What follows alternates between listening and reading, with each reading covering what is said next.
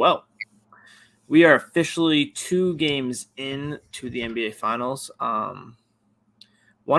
I honestly that's kind of what I expected coming out of this. Like, I think either way, whether or not we win or lose the series, or really if we would have won the series, I would have been in a very not great state down 2-0, but I really didn't expect to be up 2-0.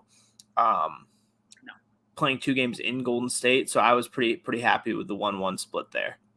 Definitely, but there were opportunities for this Celtics team to take that 2-0 lead headed back to Boston. And I think that's where some of the frustration that I'm sure you're feeling right now. I don't know if it's a massive frustration because we did take that game 1 and it was so fun to watch. It was I wasn't on last week when we did game 1. But, we hadn't done game 1. Oh, okay, never mind. Because it was after game 7. That's right. Yeah. Yeah. So, do you want to start with game 1? Yeah. I mean, game 1 was wonderful. Both these games have really been a game of runs. It feels like for the most part. Yeah. And in game 1, we had obviously that huge fourth quarter where we outscored them 40-14. Yeah, something along those lines. And a lot of that was led by. Jaylen Brown's aggressiveness, I think, was big. Like, Jaylen Brown obviously played a huge role, but it can't be understated how important Al Horford was just overall in that game. Like, he was just incredible. It seemed like Golden State had a game plan that they're going to let Horford, Derek White, and Marcus Smart shoot as many threes as they would like and just try to keep Jaylen Brown and Jason Tatum, keep the ball out of their hands. And it really, really worked out well for us in game 1, especially with pretty much all those guys were hitting shots. I think they shot combined, was it 11 for 20, 15 for 23, some absurd number. And Al Horford, I think, broke the record for most threes in a finals debut. I think six was the most, or at least tied most. Super impressive. I mean, he was playing like a guy that wanted to be there. Yeah, he played like he wanted to be there for sure. Jaylen Brown, hot fourth quarter, played really well. Pritchard ended up 3 of 4 on the night, 2 for 3 from downtown, 8 points, 6 rebounds. And that's what I think there was. I was listening to something, and they were talking about how the rebounding issue was unironically fixed by Peyton Pritchard attacking the offensive glass, being the pest he was. He was the odd man out on box outs and stuff, and he muscled his way. And 6 rebounds in 16 minutes in your first finals game ever is pretty impressive. I mean, that's what Pritchard's going to bring, especially in those short spurts he's played a lot this year. Is he brings the energy. Like, he and Nesmith, it seems like obviously Nesmith hasn't really played much in these playoffs, but he and Nesmith seem to be the energy guys. Like, when we need a boost, we'd put them in for a little burst of energy. More so Pritchard because there's more consistent play. But he's not going to play a ton of big minutes, so he's in there. He's going to be giving 110% on both sides of the ball, and that's obviously huge. He was very impactful in game 1. Definitely, especially with a down night from Tatum, 3 of 17 shooting. We've seen this before. I was about to say, when you brought up the how you can't understate the effort of Al, Smart, and Derek White. We've seen this before in the Milwaukee series, I think, where their main and entire defensive focus was to stop Jaylen Brown and Jason Tatum from getting to the rim. And I think we saw that in game 1 of these finals, where Tatum and Brown, obviously Tatum couldn't get his shot going, but getting to the rim was hard for both of these guys. So we needed the other peripheral guys to step up, and it happened big time in game 1. It was so fun to watch. I was sitting on the couch with Rick watching the fourth quarter, and we were both just like, I don't understand what's happening. Like, they were down 14 down 12 going into the quarter, and there's a 17-0 run. Just so much fun to watch. It was something that Rick and I, we woke up the next day and we're both, what just happened? I still don't fully comprehend the sort of run that they went on. The stifling defense, the incredible ball movement, the great looks that Pritchard, that White, that Al got. So a lot of fun to watch. Yeah. So obviously game 1 was a ton of fun. We obviously ended it with a really strong fourth quarter, which is really surprising to see based on the fact they're playing such a veteran team. Like that seems like it'd be kind of the rules would be reversed. It seems like, when the pressure really starts to build, it seems like a team that's maybe a little bit younger would fold in that situation. Yeah. But I mean, the Celtics really brought it to the Warriors, and it was just a really impressive showing. And I really like that. I feel like this is because we didn't win game 1 in the Milwaukee or Heat series, correct? Correct. No, so we've been playing from behind, and we haven't lost a game after a loss yet this year. So I'm really hoping that trend continues, and I wouldn't mind just keep flip-flopping back and forth throughout this series. I think the Celtics obviously have a good chance in the series. I think they something that's interesting is not often will the Warriors get kind of out small balled, but with the spacing, if Al Horford is able to shoot consistently, and obviously the defense he provides, we can have a lot of different lineups. And even our small lineups aren't necessarily small. Like you talk about a small lineup, and it still could have like Grant Williams at the 4, who's obviously a bigger 4. And I mean, Jason Tatum's no small guy. He's like, 6'9", 220 pounds. Like, massive guy. Jaylen Brown's 6'5", 6'4", 6'5", 240, 230. Yeah, I mean, Marcus Smart, sometimes your smallest guy on the court in a small ball lineup, and he's 6'3", 225 pounds. Yeah. He's as strong as most centers. Like, it's very interesting to see kind of us playing, at least in the game 1, we really kind of outplay the Warriors at their own game. That was obviously their calling card in previous years. And it was something they did early on in the playoffs. They've gone kind of away from the pool party lineup with basically all the shooting and Draymond. Yeah. And I don't think we'll see that again because that lineup was out there, I believe, briefly, or maybe it wasn't the actual full pool party lineup, but a mixture of Steph and Jordan Poole on the court at the same time. And I think the Celtics killed them in those minutes in game 1. Yeah. I'm not exactly sure if they played it all in game 2. I didn't really keep track of that. But either way, I don't think we see it much. We obviously can go big if they want to put Draymond and Looney together. We can just do the same with Al Horford and Robert Williams. I think in this series, though, based on the Warriors' kind of makeup of their team, I think we're going to want to go one center for the most part, especially Rob Williams doesn't really look 100% like himself. He's still played okay through these first 2 games, but he doesn't really look fully healthy. He only had, 14 minutes last night? Yeah, I mean, I know we really need to get rid of the Daniel Tice minutes. He didn't really set them on fire as much last night, but it's just like he really just isn't good enough to be playing an NBA Finals game. No. Love the guy, but doesn't shoot well enough to spread the floor like we need, like you said earlier. We need it, and especially when they're going a little bit smaller. Get Draymond out on the perimeter.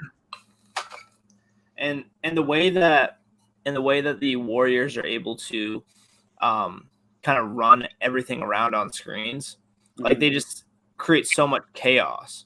Yeah. So you really do need an athletic center that can at least switch temporarily onto smaller guys, and Tice really just isn't that guy. No, he's not. We talked about Rob maybe lacks some lateral quickness, but he makes that for it with his length and his ability to like just be able to contest shots even from being far away. Yeah. Tice just really doesn't do that. No.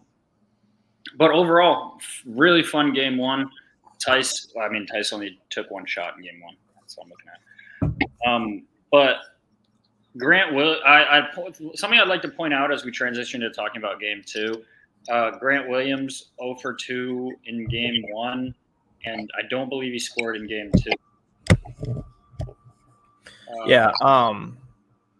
Grant hasn't really been himself, at least 2 for 2. He took 2 shots, 6 points, 1 3, a free throw, and a layup. Yeah, he just really hasn't been a big factor like we've seen him in the earlier series. Yeah.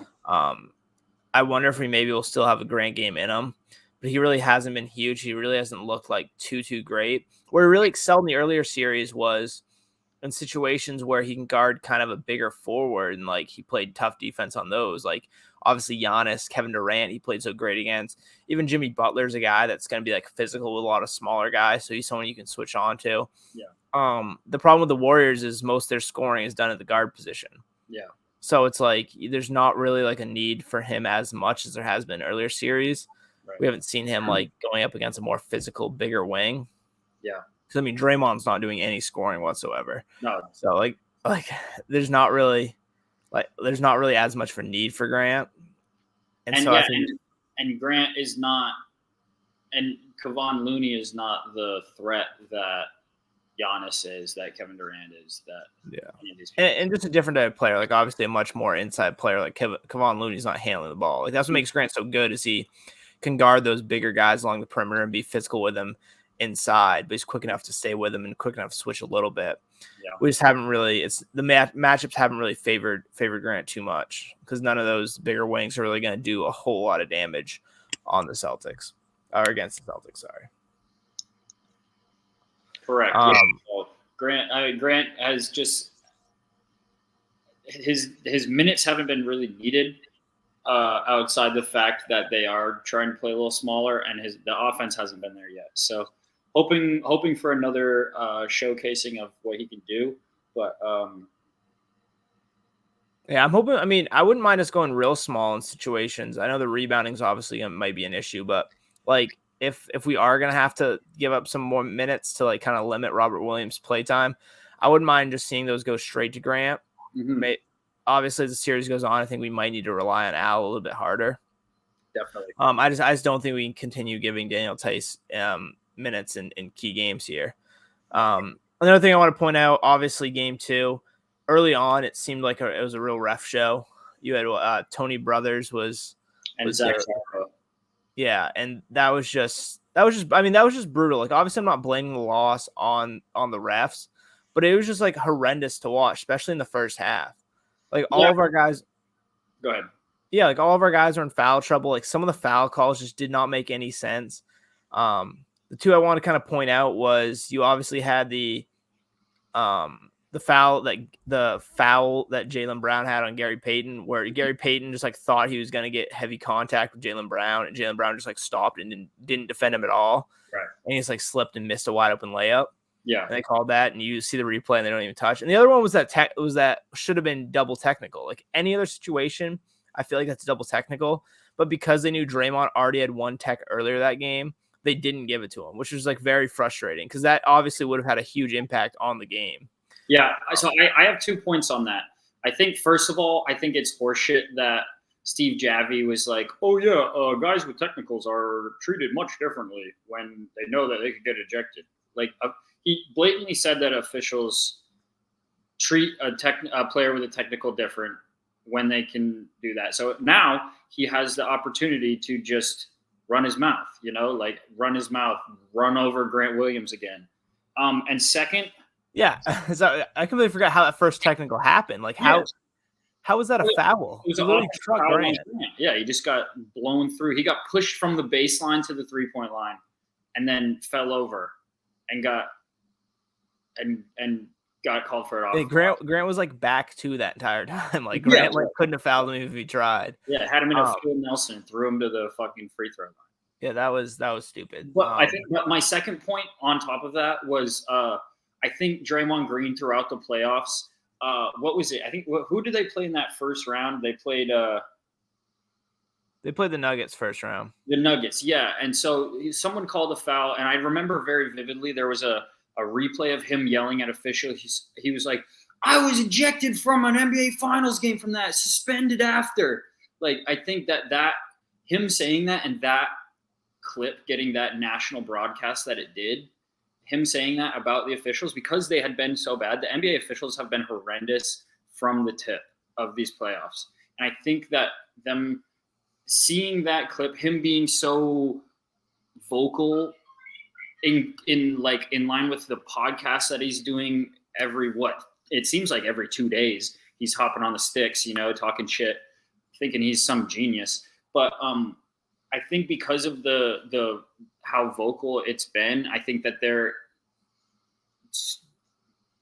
worried to kick Draymond out. Like there were 2 times in that game where he should have been called for a technical foul, and that by NBA bylaws means you were ejected from the game.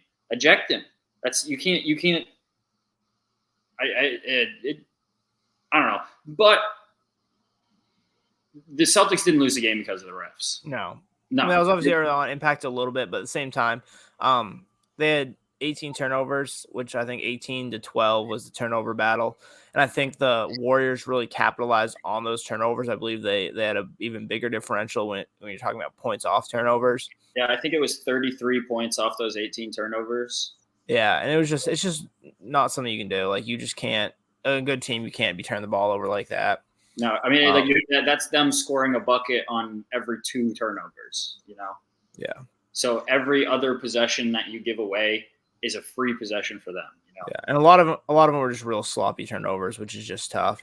And obviously, you can't be allowing those huge runs like they did in the third quarter.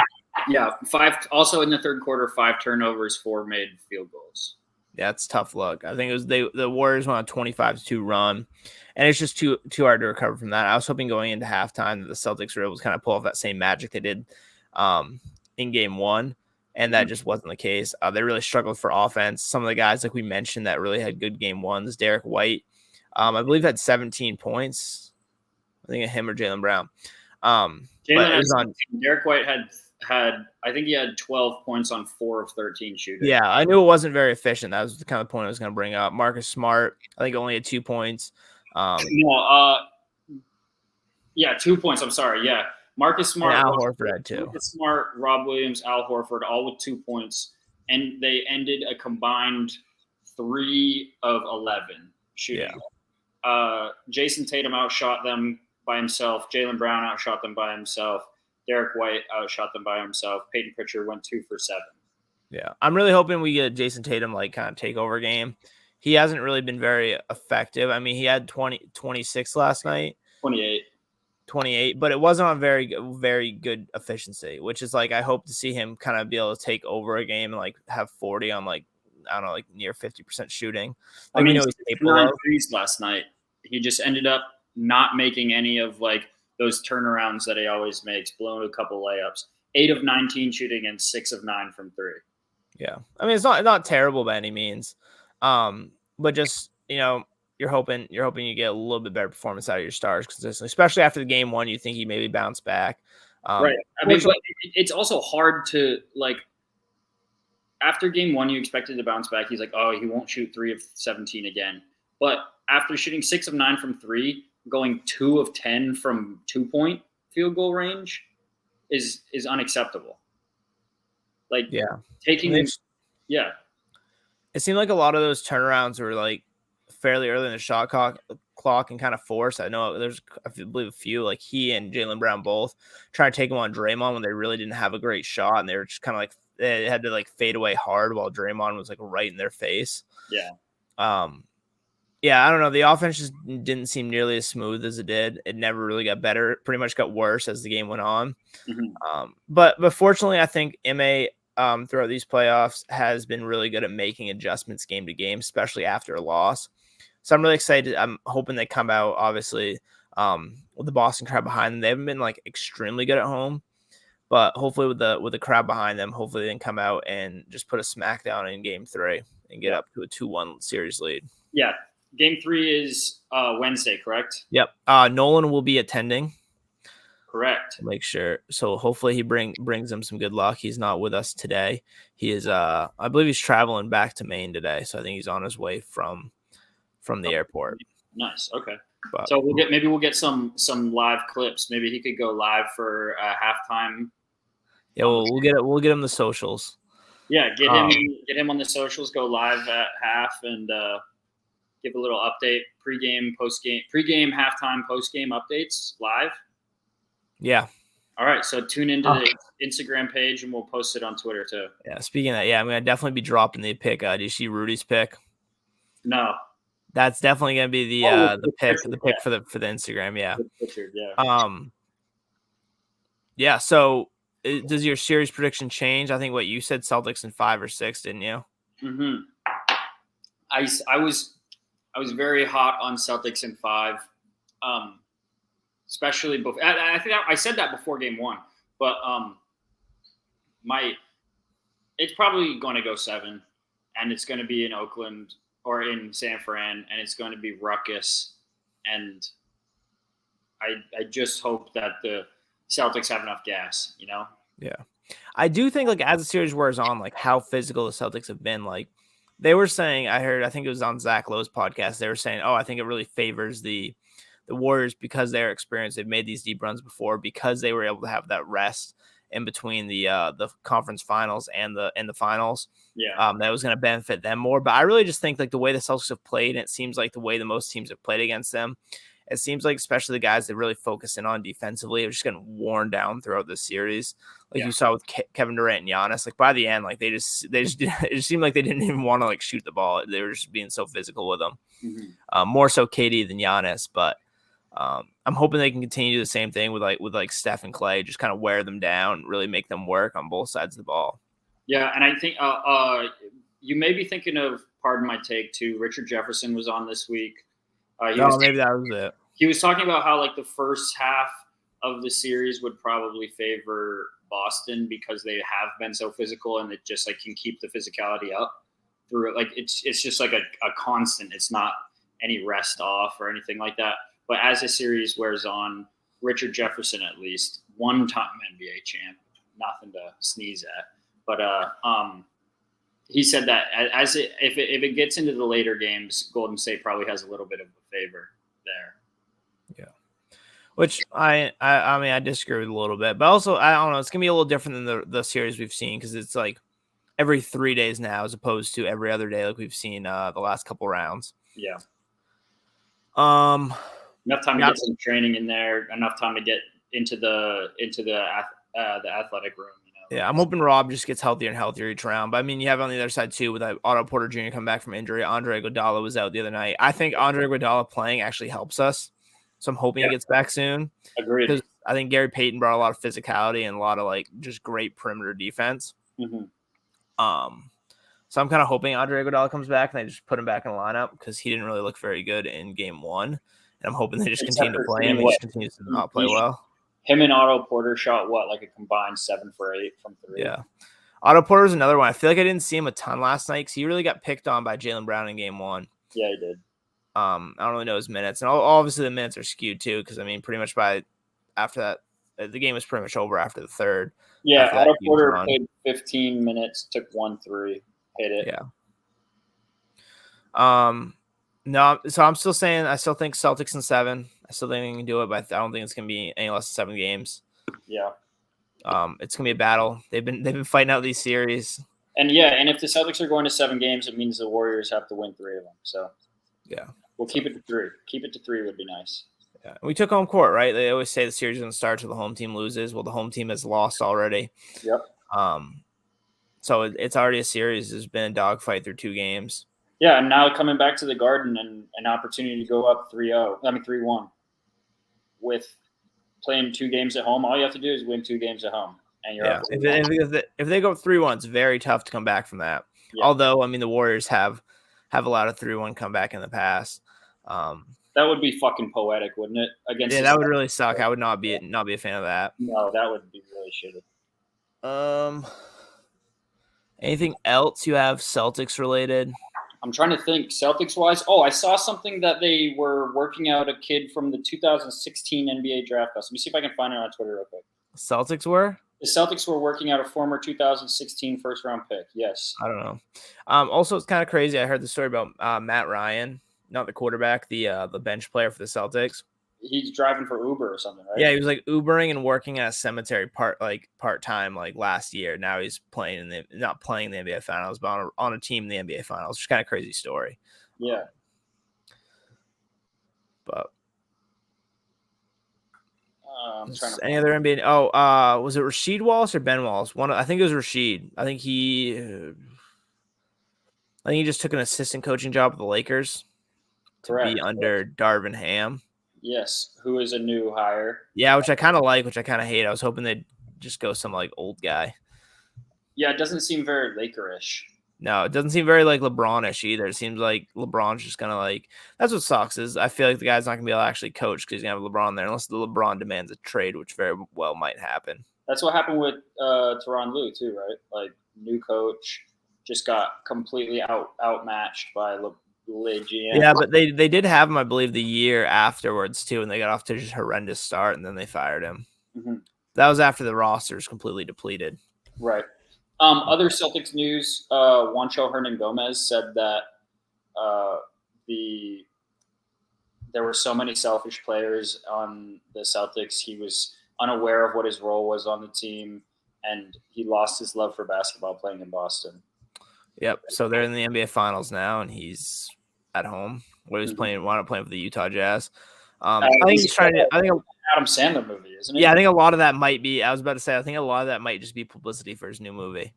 Correct. Okay, fair enough. That makes sense. I feel like he's just trying to get headlines out there to get people talking, and then get people talking about the movie. And be like, oh yeah, he's in that Adam Sandler movie, isn't he? Yeah, which I do think is gonna be pretty good. Like, it looks pretty cool. I mean, Uncut Gems was decent. Yeah.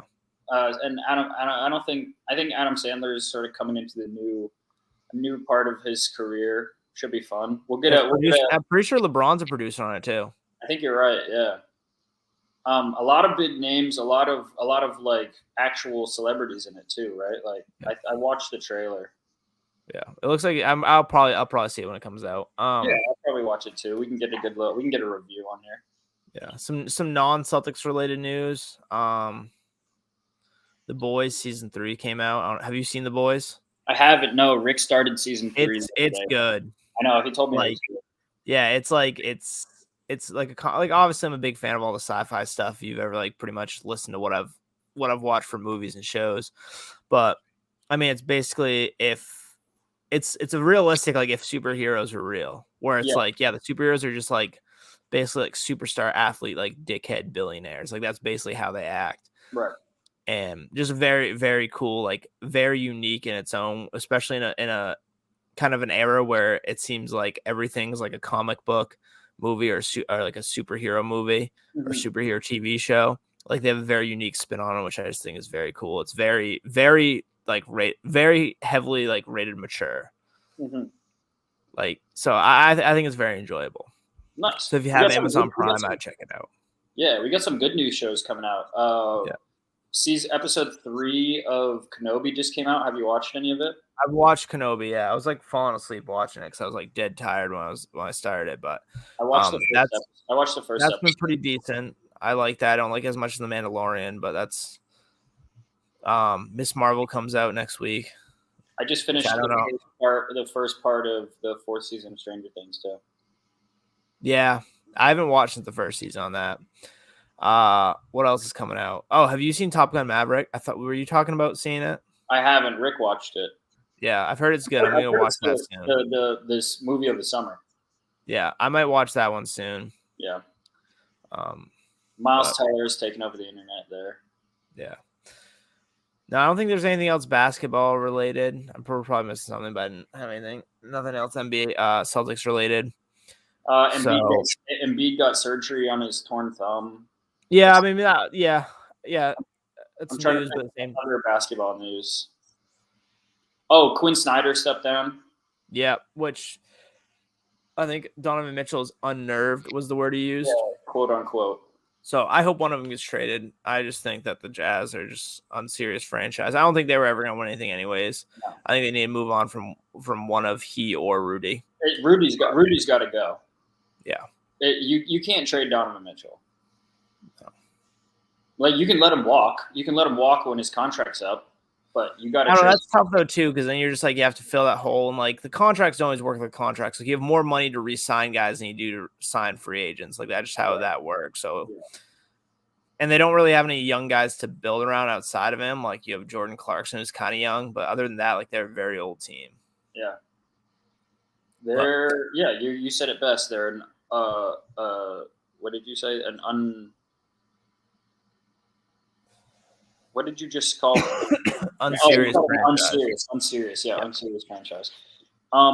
In non-basketball news, the Bruins just fired their head coach today, which is strange.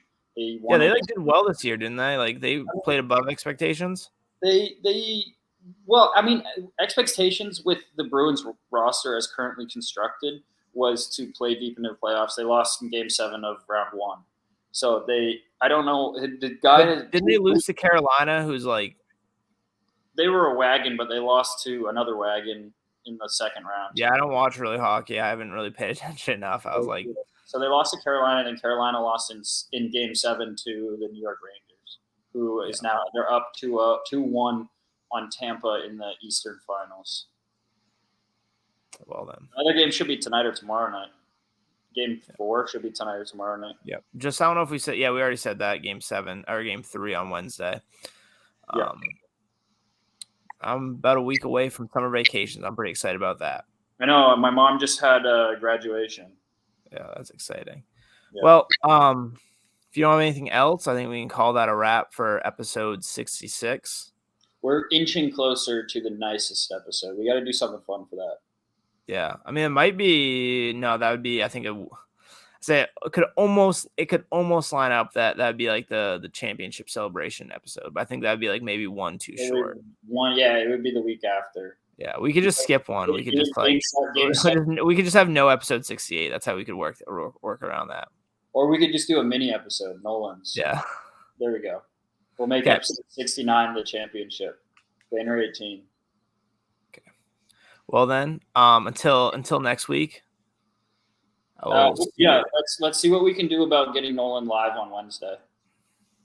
Yeah, I'll give him the Instagram login so he can go live. And who's he going with? I think he's going with Zane. Oh, that's right. Yeah, hell yeah. Get some good Celtics boys on here. Peace out. All right, see you, bud.